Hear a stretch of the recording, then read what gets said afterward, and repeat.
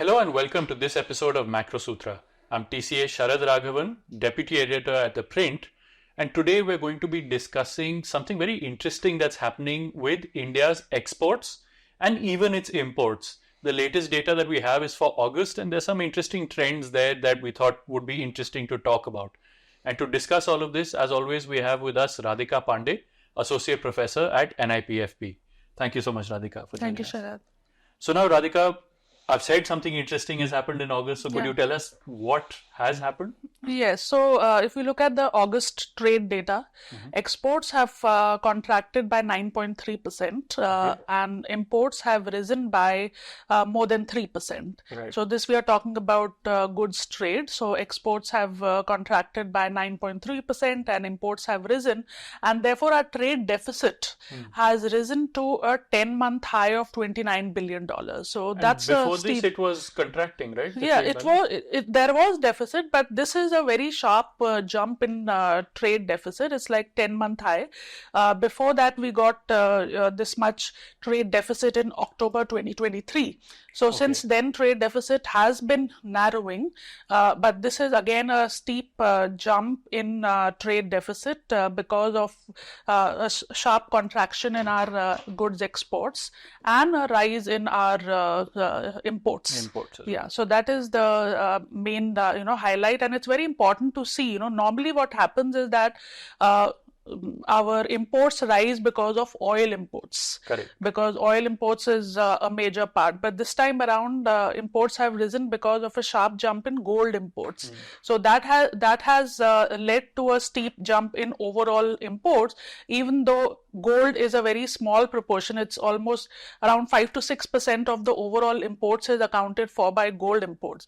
But because gold imports jumped by more than 100% year on year, therefore we see that overall imports have risen. So that is one key highlight that we see in this month's trade data. Okay, so but first let's talk about the exports. Correct.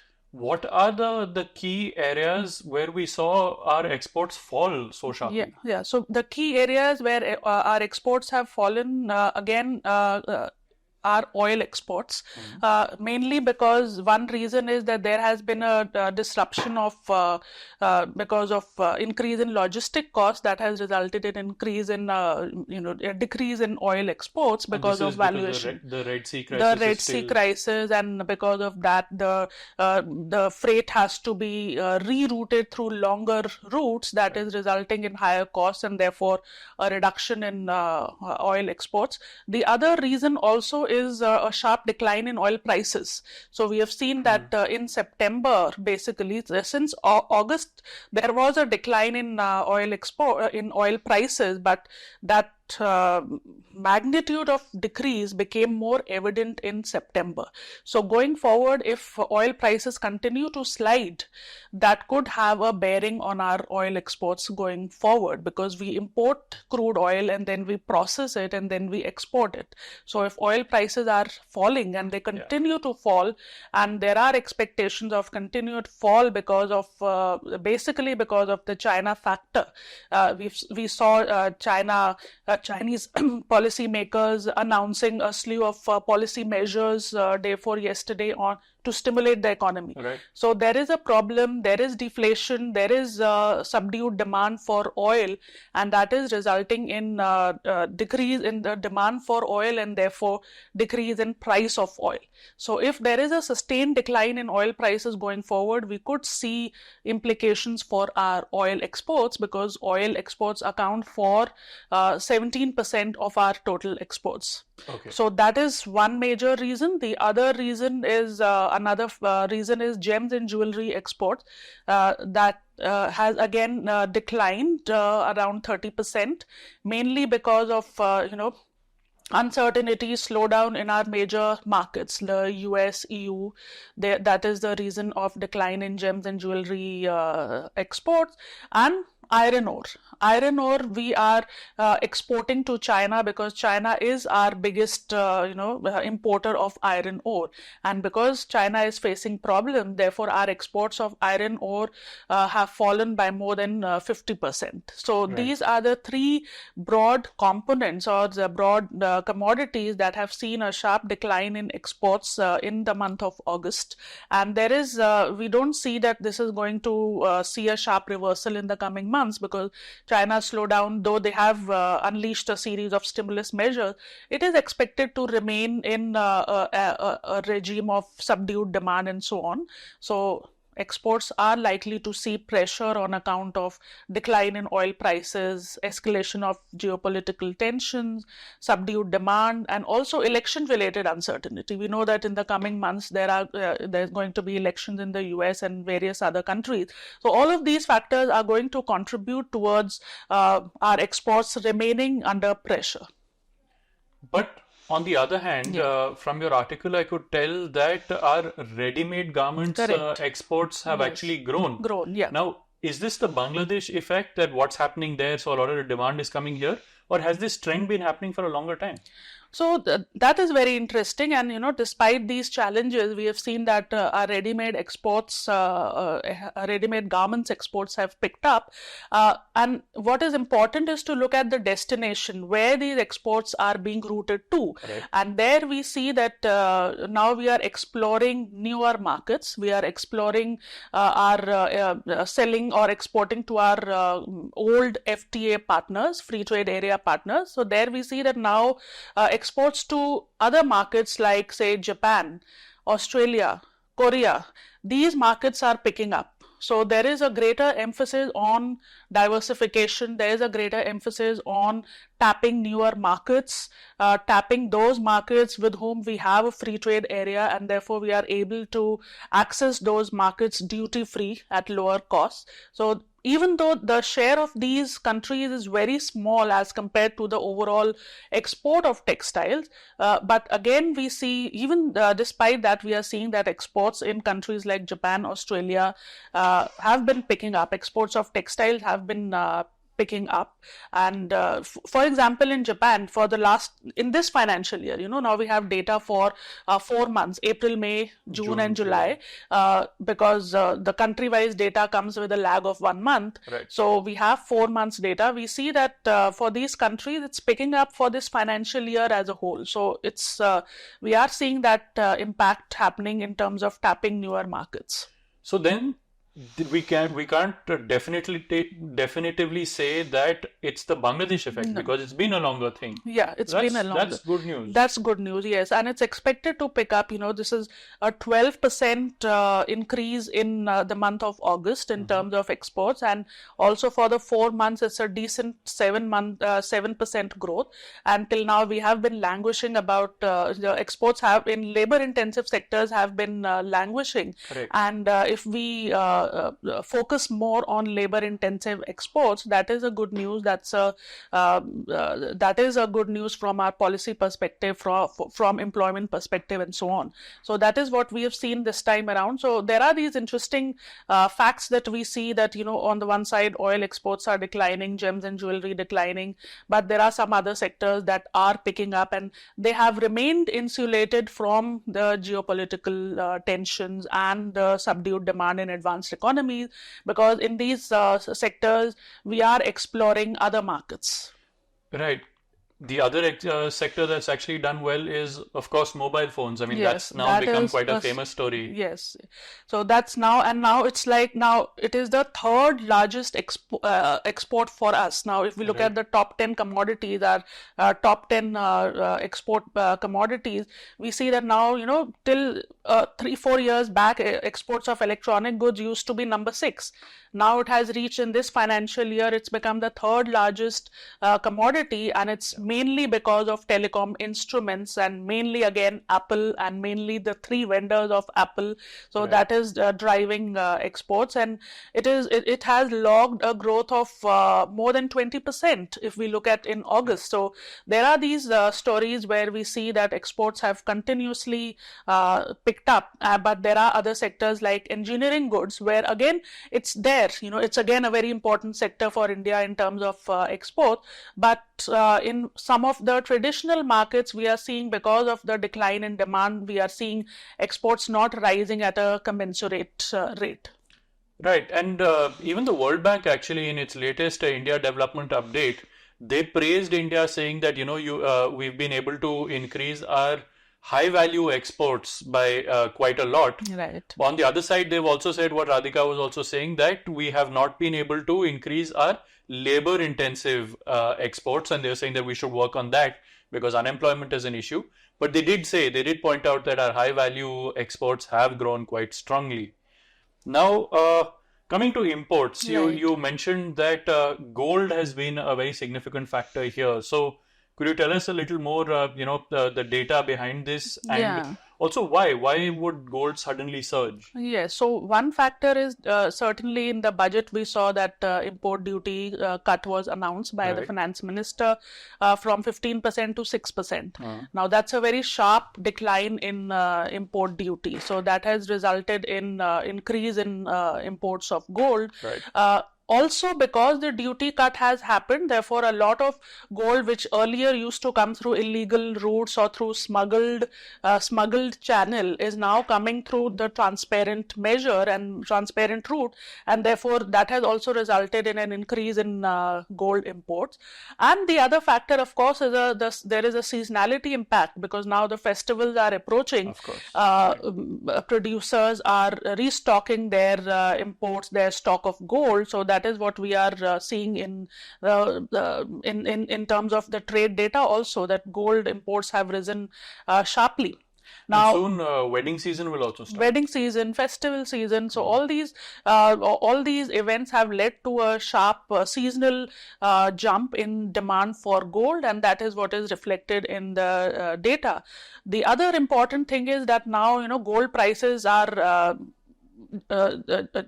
rising to scaling new highs, particularly after the US Federal Reserve's 50 basis points rate cut, because when the 50 basis points rate cut happens, what we see is that the demand for the opportunity cost of holding other assets becomes lower. Because now dollar has become cheaper, so it's the appeal for other assets increase. So the opportunity cost of holding those assets which do not have a return, that will reduce, and therefore it's very appealing to hold gold as an asset. So that is one reason that gold prices have scaled new highs. That is one. The other factor is also that China has announced stimulus measures, so there is expectation that there will be increase in demand. That has resulted in increase in prices of gold, but mainly because of the 50 basis points rate cut and expectation that rates would be cut further, that these factors have given a huge fillip to gold prices. Now, this is one thing that's going to play a major role in the trade data for gold, how it will play out, because on the one side prices will rise, and on the other side festivals and marriage season are approaching. Demand will still be high. So we need to see in volume terms and in value terms what's going to happen in the coming months. So it is going to be very interesting to look at the data for gold in the coming months, because various factors are at play at this time. Right. And okay, so now we have some questions from the audience. The first one is from somebody who did not leave their names, so they are anonymous. Should Indian companies focus on R&D to develop new products and services rather than focusing on cost advantage to increase exports? I think both are equally important. R&D is very important, rightly said, because if there is greater focus on R&D, that will help companies increase their footprint in international markets. Right. That will give a fillip to innovation, and will lead to cost competitiveness, and will lead to increase in exports. So we have made progress in the field of R&D, and that is also reflected in the very important data called Innovation Index. Yes. And there we see that India's ranking has improved, but still we lag behind our peers. So there is scope for further improvement in R&D expenditure, and that there are various studies which point out that greater emphasis, focus on R&D expenditure leads to a jump in exports through basically through higher innovation. So that is a point that is very important. And for this also very important is that we allow FDI in R&D, because we need to have companies engaging in research and development with companies that are part of this field. So R&D also means that we allow and we have a conducive policy environment for FDI in R&D. So that will play have a very beneficial impact on exports, and will help in boosting cost competitiveness of exports at this point in time, particularly when there are various headwinds that are reshaping the entire trade dynamics. Okay, and Satoshi asks, do you think India would continue to sign new trade agreements after the latest EFTA that we signed? If so, to what extent do you think the trade deals would push up our exports? Yes, so trade deals are important, particularly we saw in the case of textile that because we have free trade areas with agreements with Japan, Australia, so that is helping us in diversifying our textile exports, ready-made garments exports particularly, to newer markets. So at this point in time, it's very important to firstly review our existing FTAs to see that, where is the impact of FTA is asymmetrical. For example, there is a need for review of FTA with ASEAN countries because our trade deficit has been rising with these countries. So one policy measure is to review the existing FTAs, and secondly is to expedite FTAs which are ongoing, particularly say with UK. And if that also comes through, that will give a further fillip to our exports of labor intensive commodities like textiles. So free trade areas are important, again, particularly in this environment where our conventional markets are lagging. There's now one more issue that we should discuss in the context of our exports, and that is the China factor. Correct. And what impact what's happening in China is having on us. Yes. So that's that's very important, because China has been facing deflation for quite some time now, almost a year now, that most of their export commodities are facing a contraction in prices. And it's very important to locate this in the larger context of the international trade debate, because what we are seeing is that we know China has been facing this lingering property crisis, and the real estate sector accounts for almost 40% of China's GDP. Now, with the real estate sector not doing well, how does China shore up its GDP? So it has been, enhancing, trying to boost productivity in manufacturing and infrastructure investment. So much so that their investment to GDP ratio has risen to more than 40%. Now, manufacturing is rising, infrastructure investment is rising, but there is no domestic demand, because their people are not willing to spend, their savings are rising, households are not spending, production is happening, manufacturing is happening, the manufacturing to GDP is rising, but where to spend now? So so Chinese goods are now flooding international markets. And because China provides a lot of subsidies to its domestic productive capabilities in the form of lower interest rate, in the form of financial repression, other forms of subsidies, so they are able to sell or export these commodities at very low prices. So that is impacting productivity, or it's impacting the prospects in other countries. We have seen that has fueled a wave of trade wars and trade restrictions. We are seeing happening in with EU car manufacturers. They are facing problems. We are seeing this happening in the US, where Chinese EVs in EU and US markets now account for 11% of the total landscape. And same is happening in India.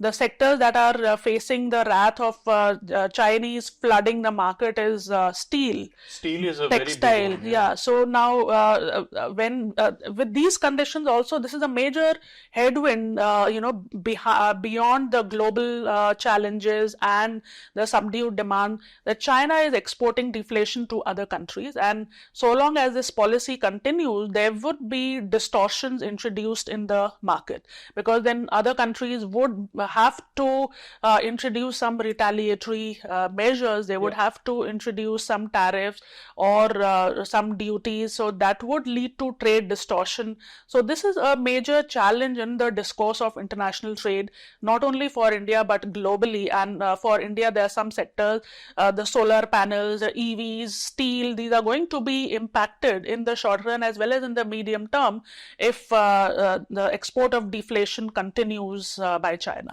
No, absolutely. In fact, as we speak, the steel producers in India have been more or less begging the government to increase tariffs, because they're saying that the imports from China have just grown so sharply, and it's all really cheap steel and they can't compete, and so they're asking for import protection in terms of higher tariffs. Normally we don't like to recommend, or we don't like to talk about tariffs, but this is one area where maybe there is a need for tariff, because there is such flooding of markets at such low cost. So that is not something that is desirable for the manufacturing sector as a whole.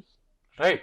So there you go. The August data actually has kind of broken, we can say it's broken a past trend where our trade deficit was on a narrowing path, and suddenly in August it has widened. And why is it widened? It's widened because our exports suddenly slowed while our imports surged. Now, there are interesting things in both areas. Our exports contracted because our petroleum products, we refine oil and then we export the petroleum products, that has contracted. Our gems and jewelry exports have also contracted. So we take rough gems from outside, we polish them and then we export them. That has also contracted. But on the other side, what's done well is equally interesting. Our apparels exports has grown strongly. And before you say that this is the Bangladesh effect, what Radhika tells us is that it's actually been accelerating and growing for a longer period, which is great because we're diversifying the markets we're exporting to. So that's good news. Mobile phone exports continue to be a strong factor driving our export growth. So that's also great news. Imports have risen primarily because of gold imports, and now this is going to be somewhat of a problem for us because our festive season and our wedding season is coming up. So demand is going to remain high, but at the same time, prices are also high. So this is going to impact our trade numbers going ahead.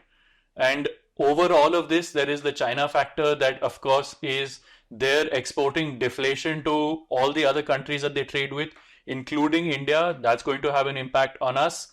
But overall, that's what the entire trade situation looks like and what it's likely to look like in the near future. But on that note, that's all from us. Thank you so much for watching.